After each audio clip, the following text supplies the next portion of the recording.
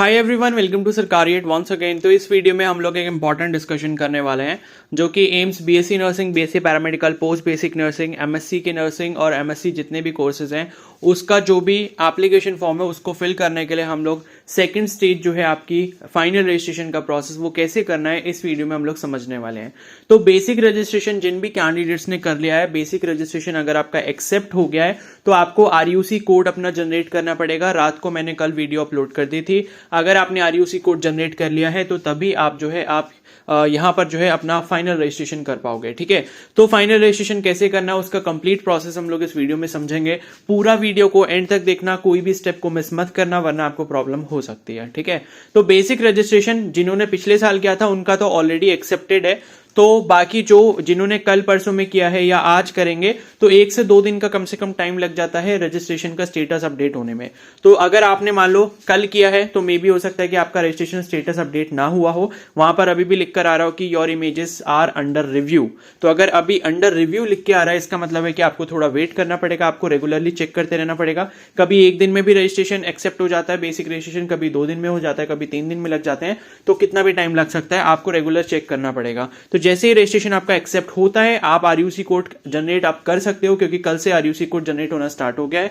कैसे जनरेट करना होता है आरयूसी कोड वो मैंने कल एक वीडियो में बता दिया था, उसका लिंक आपको कमेंट सेक्शन में मिल जाएगा, वहां से जाके उसको चेकआउट कर लेना। अब बात करते हैं फाइनल रजिस्ट्रेशन कैसे करना होगा, हर एक स्टेप को अच्छे से समझेंगे और उसके बाद जो है इस रजिस्ट्रेशन को कंप्लीट करेंगे। ठीक है, तो पेमेंट वगैरह से रिलेटेड मैं आपको बहुत सारी कुछ इंपॉर्टेंट चीजें बताऊंगा, वो अगर आप फॉलो करोगे तो आपका पेमेंट फेल नहीं होगा। अदरवाइज एम्स की वेबसाइट में पेमेंट का बहुत ज्यादा इशू होता है। पिछले सालों में भी कई बार, जैसे जिसने भी एम्स का कोई भी एप्लीकेशन फॉर्म भरा हो, चाहे बीएससी कोर्सेज का भरा हो चाहे एमएससी कोर्सेज का भरा हो, तो पेमेंट फेल होने के चांसेस यहाँ पर कई बार होते हैं। कई बार क्या होता है, पेमेंट बहुत दिनों तक अपडेट नहीं होती और कई बार ऐसा भी होता है कि लास्ट डेट आ जाती है तब तक भी पेमेंट अपडेट नहीं हो पाती। तो इन सब चीजों से आपने कैसे बचना है उस पर भी मैं आपको सारे इंपॉर्टेंट टिप्स दूंगा जो मेरे को पता है। ठीक है, वो मैं आपके साथ शेयर करूंगा, तो उनको भी आप जरूर फॉलो करना। ठीक है, तो स्टार्ट कर लेते हैं। एंड उससे पहले मैं आपको एक चीज बता दूं कि लाइक अगर आप ये खुद से फाइनल रजिस्ट्रेशन करना चाहते हो तो बहुत अच्छी बात है, खुद से ही करो। मैं आपको पूरा प्रोसेस वीडियो में बताऊंगा, लेकिन फिर भी अगर मेरी कोई हेल्प लेना चाहता है, फाइनल रजिस्ट्रेशन अगर मेरे से करवाना चाहता है तो टेलीग्राम पे मेरे को मैसेज कर सकता है। टेलीग्राम आईडी आपको स्क्रीन पर दिख रही होगी। एंड इसका जो चार्ज रहेगा वो ₹69 रहेगा। ठीक है, और बाकी किसी और चीज के लिए प्लीज मैसेज मत करना, और बाकी के डाउट्स मैं सॉल्व नहीं कर पाऊंगा, अभी मेरे पास इतना ज्यादा टाइम नहीं हो पा रहा है।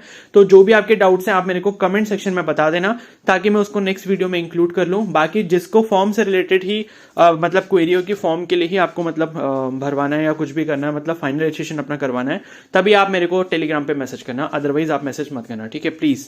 तो आप बाकी के जो भी डाउट्स हैं वो आप कमेंट सेक्शन में बताना, मैं उसको नेक्स्ट वीडियो में आपका आंसर दे दूंगा। ठीक है, तो यहां पर जो है सबसे पहले आपको क्या करना होगा, उसी वेबसाइट पे जाना है जहां से आपने अपना बेसिक रजिस्ट्रेशन कंप्लीट किया था। तो bsccourses.aimsexams.ac.in इस पर आप आ जाओगे। इस पर आने के बाद जो है ये वाला आपका पेज आ जाएगा। ठीक है, तो आप यहां पर ये वाला जो पेज है ये बीएससी कोर्सेज के लिए है, और जो भी एमएससी कोर्सेज के लिए फाइनल रजिस्ट्रेशन करना चाहते हैं उनको जो वेबसाइट जानी है, मतलब जिस पर पहुंचना है, वो है आपका msccourses.aimsexams.ac.in। तो ये जैसे वेबसाइट का लिंक आप देख रहे हो ना, bsccourses.aimsexams.ac.in है, वहां एमएससी कोर्सेज वालों के लिए msccourses.aimsexams.ac.in है, बस डिफरेंस इतना सा है। ठीक है, तो यहां पर ये बीएससी कोर्सेज का पेज है, यहां पर आप देख सकते हो नीचे आरयूसी कोड जनरेट करने का ऑप्शन आ रहा है। कल मैंने बता दिया था जनरेट कैसे करना है। और अगर आप एक से ज्यादा कोर्सेज के लिए अप्लाई करना चाहते हो, बीएससी नर्सिंग के साथ बीएससी पैरामेडिकल का फॉर्म भी भरना चाहते हो, तो आपको आरयूसी कोड दोनों के लिए अलग अलग जनरेट करना होगा। वो मैंने कल वाली वीडियो में बता दिया, उसको एक बार जाकर देख लेना। अब अगर मान लो आप 2 फॉर्म फिल कर रहे हो अपने, ठीक है, तो उस केस में क्या होगा, पहले आप एक फॉर्म को फिल कर लोगे पूरा, जब वो कंप्लीट हो जाएगा उसके बाद अपना दूसरा फाइनल रजिस्ट्रेशन करोगे।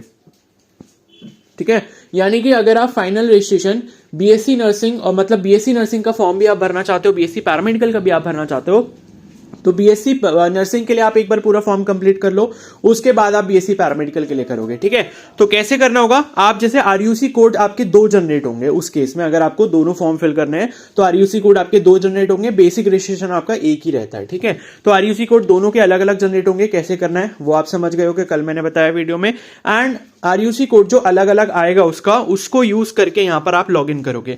तो ये जो लिख कर आ रहा है final registration after generation of code, इसमें आप अपना रजिस्ट्रेशन आईडी, आरयूसी कोड और पासवर्ड, ये तीनों चीजें एंटर करोगे, और लास्ट में नीचे कैप्चा आ रहा है तो इसको आप एंटर करोगे। इसको एंटर करने के बाद जो है लॉगिन का जो ऑप्शन आ रहा है, लॉगिन पर आप यहां पर क्लिक करोगे। ठीक है, तो इतनी ही आप चीज करोगे। तो पहले आरयूसी कोड, मतलब बीएससी नर्सिंग के लिए अगर आप रजिस्ट्रेशन कर रहे हो तो बीएससी नर्सिंग वाला आरयूसी कोड डाल दोगे। जब बीएससी नर्सिंग का फॉर्म कंप्लीट हो जाएगा उसके बाद आपको बीएससी पैरामेडिकल का भी करना है, तो बस रजिस्ट्रेशन आईडी सेम रहेगी, आरयूसी कोड बीएससी पैरामेडिकल वाला डाला जाएगा और पासवर्ड भी वही सेम रहेगा और कैप्चा डाल दिया जाएगा और उसके बाद लॉगिन कर लिया जाएगा और बाकी फाइनल रजिस्ट्रेशन का प्रोसेस दोनों ही केसेस में सेम रहेगा। अब करना कैसे इसको स्टेप बाय स्टेप, इसके लिए मैं क्या करता हूं, अपना जो रजिस्ट्रेशन आईडी पासवर्ड जो मैंने बनाया था, जो कि एक ऐसी रैंडम जो डेटा है उसको यूज करके बनाया है, तो वो मैं यहां पर एंटर करता हूं और उसके बाद हम लोग लॉगिन करते हैं। तो मैंने यहाँ पर सारी डिटेल्स को डालकर लॉगिन कर लिया है, ठीक है। तो आप भी जैसे लॉगिन करोगे अपना रजिस्ट्रेशन आईडी, आरयूसी कोड, पासवर्ड और कैप्चा कोड डाल के लॉगिन करोगे तो यहाँ पर क्या है, आपका डैशबोर्ड ओपन हो जाएगा, ठीक है। यहाँ पर आपका नेम आ रहा होगा, आपका फोटोग्राफ आ रहा होगा, रजिस्ट्रेशन आईडी ऊपर मेंशन होगी और यहाँ पर नीचे जब आप थोड़ा सा स्क्रॉल करोगे तो यहाँ पर आप देखोगे ये लिखकर आ रहा होगा आपके स्टेप्स आ रहे होंगे, स्टेप्स ऑफ रजिस्ट्रेशन, ठीक है। तो टोटल 7 स्टेप्स में आपका पूरा फॉर्म कंप्लीट होगा। तो रजिस्ट्रेशन नंबर 1 जो है वो आपका बेसिक रजिस्ट्रेशन था, वो आपने कर लिया। उसके बाद अपलोड इमेजेस वो आपने बेसिक रजिस्ट्रेशन में ही कर लिया था और उसके बाद प्रिंट बेसिक रजिस्ट्रेशन फॉर्म ये भी आपने कर लिया होगा और इसके बाद ही आपका आरयूसी कोड जनरेट हो पाया है। तो पहले के 3 स्टेप्स जो है वो ग्रीन हो जाएंगे एंड बाकी के जो रिमेनिंग 4 होंगे 4, 5, 6, 7 वो आपके रेड शो कर रहा होगा क्योंकि वो आपने अभी तक कंप्लीट नहीं किया है।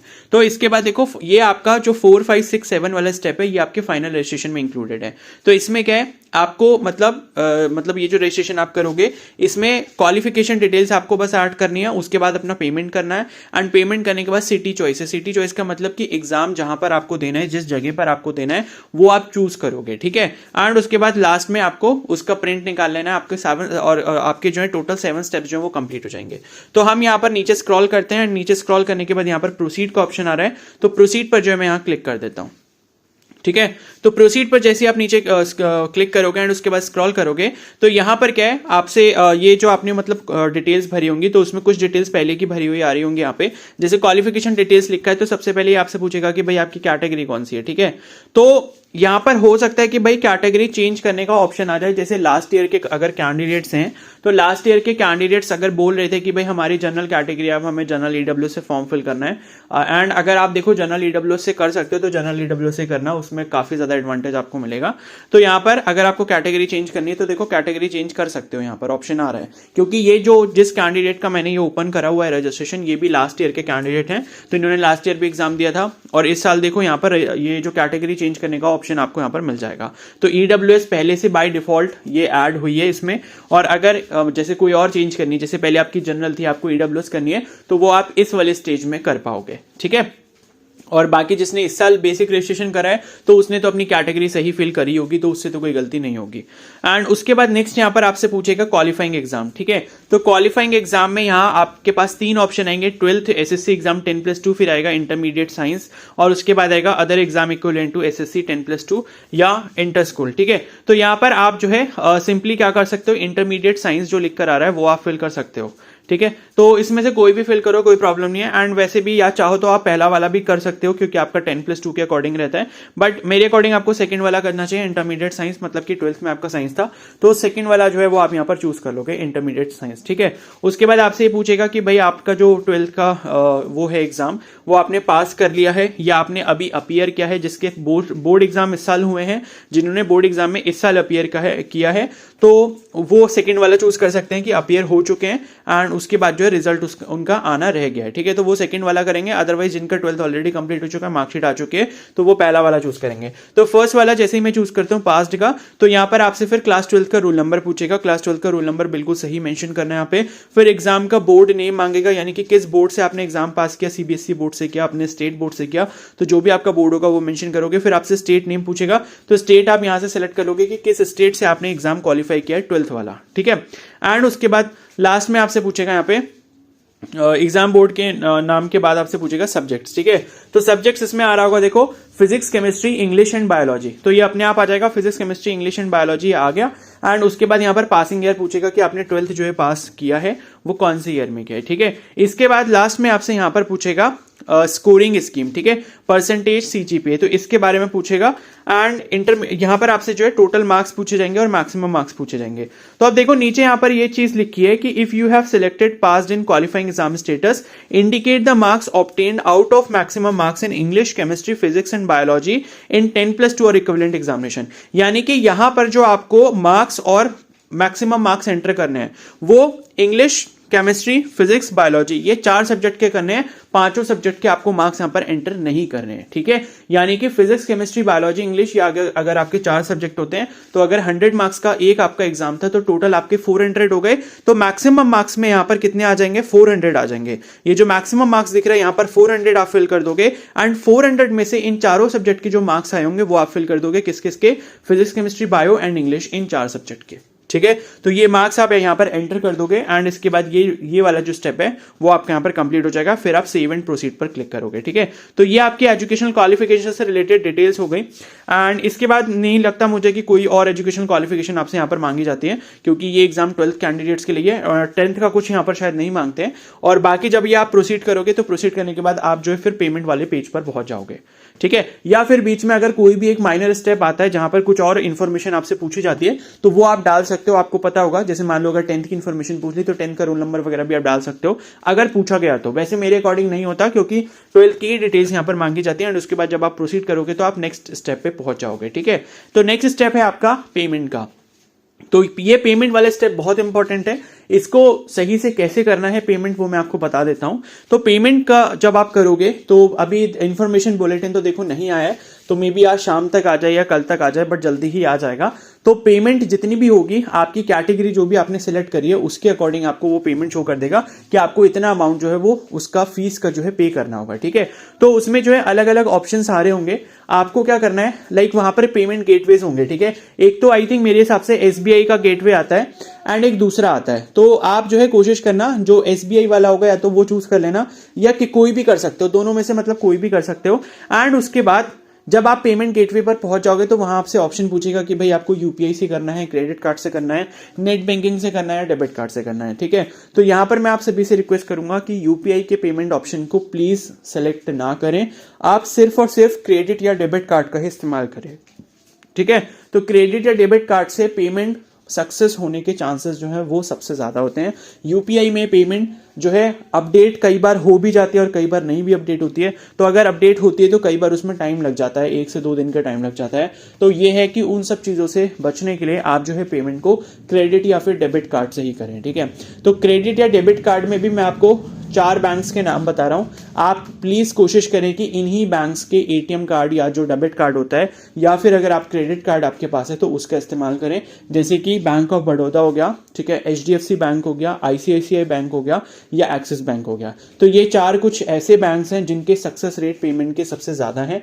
तो आप इन 4 बैंक्स में से किसी कार्ड को अरेंज कर लें, चाहे आपके फ्रेंड के पास हो चाहे किसी और के पास हो, तो उनसे लेकर जो है आप पेमेंट को कर सकते हैं, कार्ड से पेमेंट कर सकते हैं, ठीक है। तो कार्ड से ही आप पेमेंट करना। और एक और इंपॉर्टेंट बात बता दूं मैं आपको, जब आप कार्ड की डिटेल्स डालोगे तो कार्ड नंबर आपको डालना होता है, उस पर जो डेट ऑफ एक्सपायरी होती है वो आपको डालनी होती है, सीवीवी कोड जो कि कार्ड के पीछे दिया होता है, एंड फ्रंट में जो कार्ड होल्डर का नेम होता है यानी कि कार्ड किसके नाम पर है वो डालना होता है। तो ये जब चारों चीजें डालकर आप सबमिट करोगे, सबमिट करने के बाद ओटीपी आएगा, ठीक है। ओटीपी आपके रजिस्टर्ड बैंक मोबाइल नंबर पे आएगा, यानी कि बैंक में जिस जो नंबर आपने दिया हुआ है उस नंबर पे आएगा ओटीपी पेमेंट के लिए। तो वो ओटीपी जैसे ही आप एंटर करोगे, ये सबसे इंपॉर्टेंट स्टेप है, जैसे ही आप ओटीपी एंटर करोगे पेमेंट का और उसको सबमिट करोगे, तो सबमिट करने के बाद कम से कम 30 सेकेंड्स या 1 मिनट तक का टाइम लग जाता है उस पेज को अपडेट होने के लिए। वो ऑटोमेटिकली ही अपडेट होगा, आपको उसको बिल्कुल भी टच नहीं करना। यानी कि ओटीपी डाल दिया, उसके बाद आपने सबमिट पर क्लिक कर दिया, तो सबमिट पर क्लिक करने के बाद आपको पेज को रिफ्रेश या बैक बिल्कुल भी नहीं करना जब तक वो ऑटोमेटिकली अपडेट ना हो जाए, ठीक है। तो जब आप ऐसा करोगे तो आपकी पेमेंट जो है सक्सेसफुल हो जाएगी। 30 सेकंड्स तक लग जाते हैं, कई बार 45 सेकंड्स तक लग जाते हैं। तो सबमिट करने के बाद आपको उस पेज को बिल्कुल भी छेड़ना नहीं है, एज इट इज ही रहने देना है, ठीक है। ऐसा जब आप करोगे तो वो पेज क्या होगा, अपने आप रिफ्रेश होगा। अपने आप रिफ्रेश होने के बाद वापस सर आप कहां पहुंच जाओगे, आप लॉग इन पेज पे पहुंच जाओगे, ठीक है। तो लॉग इन पेज पर आप एक बार पहुंच जाओगे, अगर आपकी बैंक से अमाउंट कट गया होगा, डेबिट हो गया होगा, तो मोस्ट प्रोबेबली आपकी पेमेंट जो है सक्सेसफुल हो जाएगी। एंड जब लॉग इन पेज पर पहुंचोगे, लॉग इन पेज पर पहुंचने के बाद वापस से लॉग इन डिटेल्स डालना और फिर से क्या करना, लॉग इन करना। लॉग इन करोगे तो आपकी पेमेंट स्टेटस जो है, ये फी पेमेंट वाला जो ऑप्शन है 5 वाला, ये स्टेप नंबर 5 में एक पेमेंट वाला, ये ग्रीन हो जाएगा। ये जैसे ही ग्रीन हो जाएगा आप प्रोसीड करोगे, प्रोसीड करने के बाद आपके पास सिटी चॉइस का ऑप्शन आएगा। सिटी चॉइस में क्या करना है, आपको एग्जाम सिटी चूज करना है जहां पर आप एग्जाम देना चाहते हो। तो क्या होगा, सिटी चॉइस के लिए आपको 3 या फिर 4 जो है प्रेफरेंसेस फिल करने होंगे, ठीक है। तो कैसे करने होंगे, सबसे पहले उसमें स्टेट सिलेक्ट करने का ऑप्शन आएगा, यानी कि किस स्टेट में आप पेपर देना चाहते हो। जैसे उत्तराखंड हो गया, ठीक है, दिल्ली हो गया, हरियाणा हो गया, तो जिस स्टेट में भी देना चाहते हो आप वो स्टेट को सिलेक्ट करोगे एंड उस स्टेट के अंदर जो रिस्पेक्टिव सेंटर होंगे, ठीक है। जैसे कि मान लो उत्तराखंड में देहरादून अगर सेंटर दिखा रहा है, उसके साथ साथ मान लो हल्द्वानी एक सेंटर दिखा रहा है, तो क्या होगा कि ये 2 सेंटर हैं, तो उसमें से आप कोई भी एक को चूज कर सकते हो। उसके बाद फिर आप अपनी सेकंड प्रायोरिटी को फिल करोगे, इसी तरीके से थर्ड प्रायोरिटी को फिल करोगे, और फोर्थ में शायद आ रहा होगा कि अदर एग्जाम सेंटर्स, अगर ऐसा करके जो भी ऑप्शन आ रहा होगा वो आप चूज कर लोगे, अदरवाइज जो भी ऑप्शन दिया होगा उसके अकॉर्डिंग आप चूज कर लोगे। तो एग्जाम सिटी आपको आपकी सबकी मतलब चॉइस ऐसी ही रहती है कि भाई एग्जाम सिटी हमें ऐसा चूज करना है जो हमारे घर के सबसे पास हो। तो आपको ये देखना पड़ेगा आप जिस भी स्टेट या राज्य से बिलोंग करते हो, वहां पर जो आपके घर के पास सबसे नजदीक जो सेंटर उसमें शो कर रहा होगा ऑप्शन में, वो आपको नंबर 1 पे सिलेक्ट करना है। सेकंड नंबर पे वो सिलेक्ट करोगे जो थोड़ा दूर होगा आपके घर से, थर्ड नंबर पे वो सिलेक्ट करोगे जो थोड़ा और दूर होगा, और अगर फोर्थ सेंटर का ऑप्शन भी दिया होगा तो फोर्थ नंबर पे उसको सिलेक्ट करोगे जो थोड़ा और दूर होगा, ठीक है। तो डिस्टेंस के अकॉर्डिंग आप अपना सेंटर चूज कर सकते हो, या जो भी आपको वहां पर कंफर्टेबल लगता है जहां पर जाने के लिए, उस सेंटर को आप चूज कर लेना। एंड 99.99% केसेस में यही होता है कि आपको जो एग्जाम सिटी अलॉट होता है, मतलब उसी जगह पर आपका एग्जाम आता है जो आप ऑप्शन 1 में फिल करते हो, ठीक है।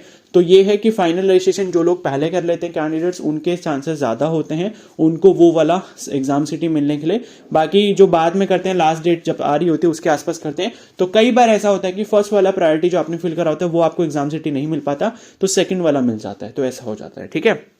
तो इस तरीके से आप सिटी चॉइस कर दोगे, उसको सबमिट करोगे, सबमिट करने के बाद आपका फॉर्म कंप्लीट हो गया। फिर नीचे आपका प्रिंट का ऑप्शन आएगा, प्रिंट के ऑप्शन पर आप क्लिक करोगे एंड क्लिक करने के बाद जो है आपका जो फॉर्म का प्रिंट आउट है वो आपकी स्क्रीन पर आ जाएगा। तो आप उस प्रिंट आउट को सेव कर सकते हो, और सेव करने के बाद जो है आपका फॉर्म यहाँ पर कंप्लीट हो जाएगा, ठीक है। तो इतना ही आपको फाइनल रजिस्ट्रेशन के प्रोसेस में करना है, एंड इसके अलावा और कोई भी स्टेप नहीं है, इतनी ही चीज़ें आपको करनी होती हैं। काफ़ी सिंपल सा है, मैंने पूरी कोशिश करी है कि मैं आपको पूरा अच्छे से एक्सप्लेन कर पाऊँ, बट फिर भी किसी को ऐसा लगता है कि भाई ये मेरे से नहीं हो पाएगा, तो साइबर कैफ़े पे अगर जाना चाहते हो तो वो आपकी इच्छा है। एंड अगर आप मेरे से भी फाइनल रजिस्ट्रेशन करवाना चाहते हो तो वो करवा सकते हो, एंड मतलब घर पे ही करवा सकते हो। तो उसका जो चार्ज मैंने आपको इनिशियली बता दिया था ₹69 है, एंड आप उसके लिए मेरे को टेलीग्राम पे मैसेज कर सकते हो, ठीक है। बाकी अदर चीज़ों के लिए वो टेलीग्राम पर मैसेज मत करना, सिर्फ इसी पर्पज़ के लिए वो टेलीग्राम ID दी गई है, ठीक है। तो जिसको भी ऐसे लगता है कि उसको हेल्प चाहिए तो वो टेलीग्राम पर मैसेज कर सकते हैं। और बाकी नीट के फॉर्म के लिए भी 3 डेज रह गए हैं, तो अगर नीट का फॉर्म भी अगर आप फिल करवाना चाहते हो तो उसके लिए भी मेरे को मैसेज कर सकते हो, ठीक है। तो ये जो टेलीग्राम ID है ये सिर्फ फॉर्म फिलअप सर्विस के लिए है, बाकी किसी और चीज़ के लिए नहीं है। बाकी जितने भी आपके डाउट्स हैं आप कमेंट सेक्शन में बताओ, उसको मैं वीडियोस में इंक्लूड कर लूंगा, ठीक है।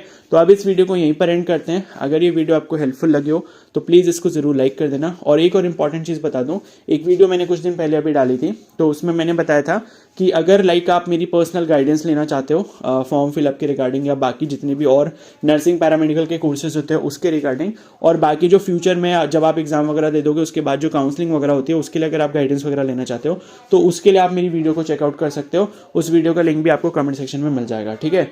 तो अब इस वीडियो को यहीं पर एंड करते हैं। तो अगर आप चैनल पर नए हैं तो सब्सक्राइब कर लेना, एंड अगर ये वीडियो आपको हेल्पफुल लगे तो ज़रूर लाइक कर देना, और अपने दोस्तों के साथ भी इसको शेयर कर सकते हो जिन्होंने फॉर्म फिल किया है। और बाकी कोई डाउट है तो आप मेरे को कमेंट सेक्शन में बता सकते हो। Okay, so thank you and have a nice day.